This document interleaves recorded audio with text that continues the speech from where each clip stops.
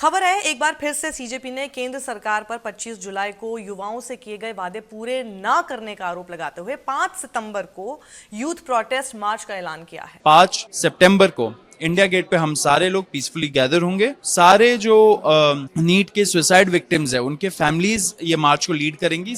मार्च India gate से police मुख्यालय तक निकाला जाएगा, लेकिन देखने वाली बात होगी कि क्या इसकी परमिशन दिल्ली पुलिस देती है। लेकिन अब दिल्ली पुलिस बहुत चौकन्नी है, क्योंकि 20 जुलाई के बाद अब रणनीति बदलने की तैयारी कर ली है। साफ सरल शब्दों में कहूं तो जंतर मंतर के आसपास आंदोलन करना बहुत मुश्किल होने वाला है। इंडियन एक्सप्रेस ने अपनी रिपोर्ट में बताया 20 जुलाई को पुलिस पूरी तरह से हैरान रह गई, जब कम से कम 50,000 युवा दिल्ली के बीचों बीच सड़क पर उतर आए और शिक्षा में सुधार की अपनी मांग को लेकर संसद की ओर मार्च करने की कोशिश की। इसके बाद हिंसक झड़पें हुई, आप सभी ने देखा तस्वीरों में, और प्रदर्शनकारियों पर आंसू गैस और लाठियों के बड़े पैमाने पर इस्तेमाल की काफी आलोचना भी की गई। और अब द इंडियन एक्सप्रेस की एक नई रिपोर्ट में यह दावा किया जा रहा है कि इस पूरे घटनाक्रम के बाद दिल्ली पुलिस कमिश्नर अनुराग कुमार ने अपनी इंटेलिजेंस विंग यानी स्पेशल ब्रांच को लेकर बड़ा निर्देश दिया है। अब किसी बड़े प्रदर्शन से पहले पुलिस सिर्फ ये नहीं जानना चाहती कि कितने लोग आएंगे, अभी तक इसी तरह से चलता था ना कन्वेंशनल तरीके से, बल्कि पुलिस को कम से कम 10 अलग अलग तरह की जानकारियां जुटानी होंगी। कौन लोग आ रहे हैं, कहां से आ रहे हैं, बड़ा सवाल ये होने वाला है। उन्हें कौन आखिर मोबिलाइज कर रहा है, कौन उनका नेता है, कहां रुकेंगे वो, किस संगठन से जुड़े हुए हैं, पैसे और दूसरी व्यवस्थाएं कैसे मैनेज हो रही हैं। आज के इस वीडियो में हम आपको द इंडियन एक्सप्रेस अखबार की इस रिपोर्ट को आसान भाषा में समझाएंगे। क्या यह सिर्फ पुलिस की तैयारी मजबूत करने की कोशिश है या आने वाले प्रदर्शनों पर निगरानी कड़ी करने की एक खतरनाक कोशिश है, उस पर जरा गौर फरमाइएगा। 20 जुलाई का संसद घेराव कार्यक्रम अब पुलिस के लिए एक तरह का रिव्यू पॉइंट बन गया है कि कैसे एकदम से हजारों लोग संसद की तरफ बढ़ रहे थे।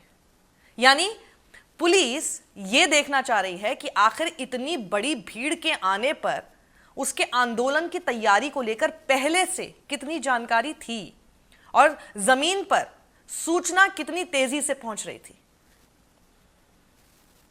और अब यहीं से शुरू होती है पुलिस की एक नई रणनीति। अब क्या होगा कि प्रदर्शन से पहले पुलिस पूछेगी ये अहम 10 सवाल। पहला, प्रदर्शन में आने वाले लोग कौन हैं।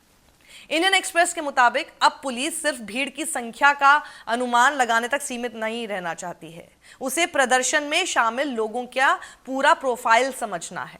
मतलब किस तरह के लोग आखिर इस प्रदर्शन में आ रहे हैं, किस वर्ग के लोग हैं ये, किस ग्रुप से, संगठन से जुड़े हुए हैं और प्रदर्शन में उनकी भूमिका क्या हो सकती है। यानी सिर्फ ये नहीं कि आप कह दें कि 50,000 लोग आ रहे हैं, बल्कि अब ये 50,000 लोग कौन है, इस पर ज्यादा ध्यान रहने वाला है। अब दूसरा सवाल, किस राज्य से कितने लोग आएंगे, यानी दिल्ली के अलावा कौन कौन से राज्यों से लोग आ रहे हैं, किस राज्य से कितने लोगों के आने की संभावना है। तो देखा आपने ना, दिल्ली पुलिस ने कितनी सतर्कता बढ़ा दी है, जैसे विकास यहीं पर रुका पड़ा हो। अब तीसरा सवाल इसमें जो कि दिल्ली पुलिस पूछना चाहेगी, मोबिलाइजेशन का तरीका क्या है, लोगों को प्रदर्शन में आने के लिए कैसे संगठित किया जा रहा है, कौन सा नेटवर्क काम कर रहा है, किस माध्यम से लोगों तक जानकारी पहुंच रही है।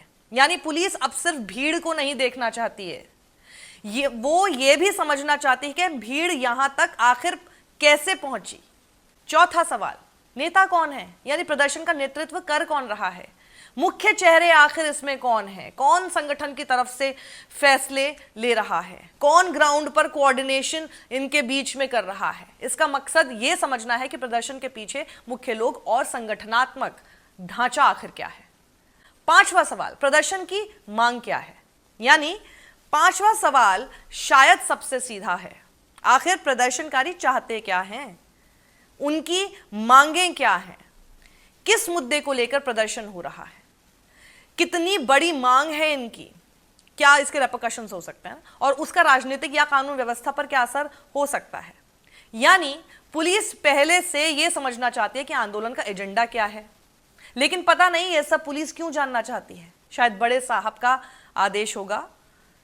छठा सवाल इसमें है, लोग कहां रुकेंगे और कहां जाएंगे। अब आता है एक बहुत महत्वपूर्ण हिस्सा, places of stay and movement.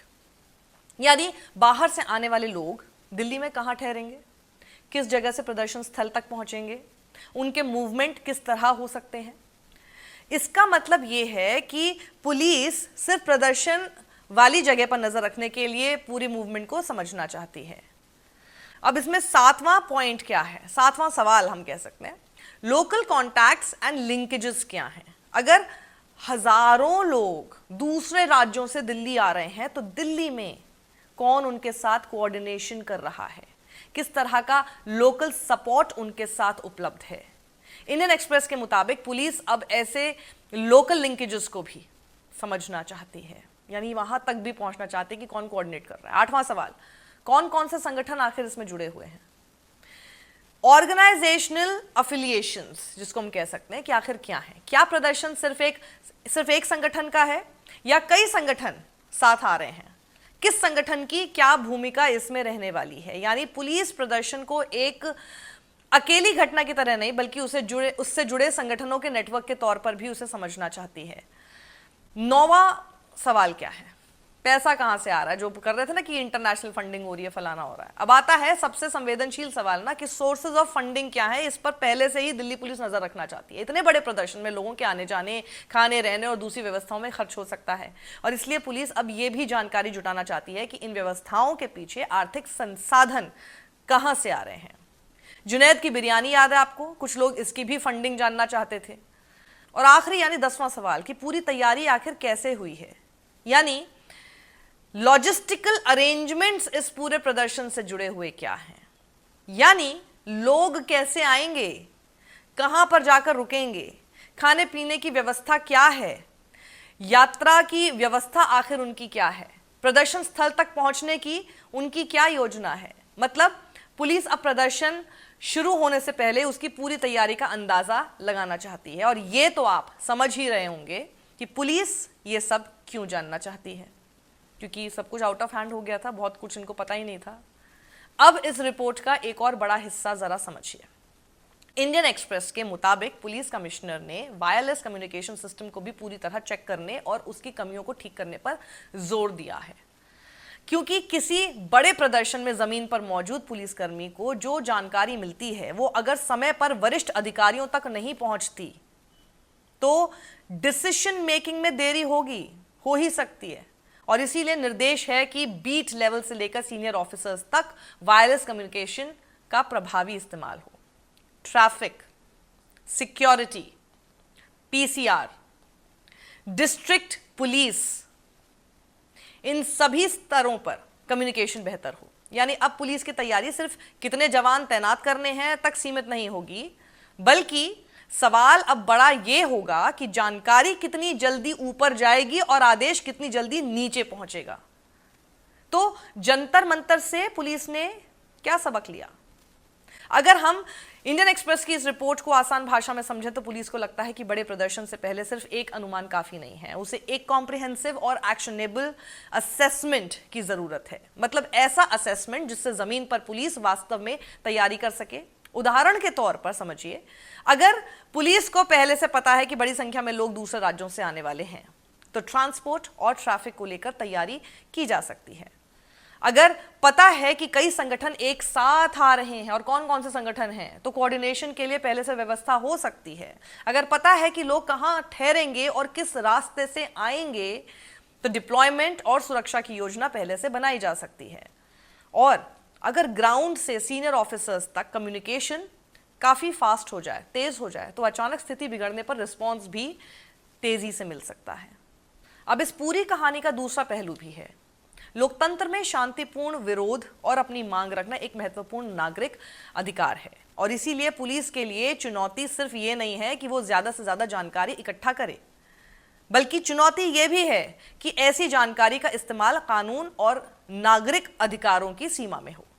किसी प्रदर्शन में बड़ी संख्या में लोगों का आना अपने आप में अपराध नहीं है, और इसीलिए पुलिस की बेहतर तैयारी और नागरिकों के शांतिपूर्ण प्रदर्शन के अधिकार के बीच संतुलन बेहद जरूरी है। और यही नहीं, आने वाले समय में इस नई रणनीति की सबसे बड़ी परीक्षा भी होगी। अब इस पूरे मामले में अगर हम समझे जंतर मंतर वाला इशू, 20 जुलाई को वो लोग पार्लियामेंट तक मार्च करने वाले थे, ये जानकारी तो पहले से ही थी ना, इसमें कोई नई इन्फॉर्मेशन या नई तरीके से ट्रेनिंग की ज़रूरत नहीं है, ये इन्फॉर्मेशन पहले से थी। धीरे धीरे करके लोग आना शुरू हो चुके थे, ये भी इन्फॉर्मेशन पहले से थी। भीड़ ज़्यादा हो रही है वीकेंड पर, ये सबको पता चल चुका था।